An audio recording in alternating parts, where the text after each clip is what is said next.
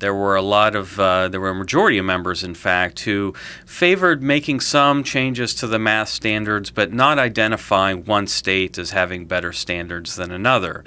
Unfortunately, the members of the math subcommittee, those members who looked at all the math standards, had spent a very long time looking at other state standards to find the very best ones.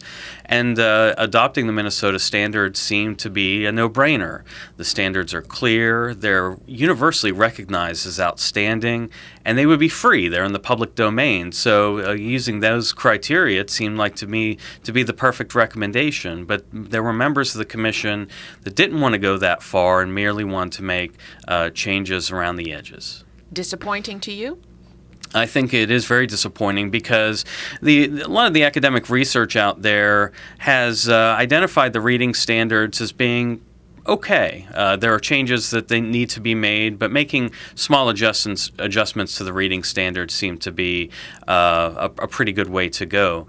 But there were a lot of people who objected to the math standards and a lot of experts out there, including mathematicians, that said these are not very good standards. They're not paced well.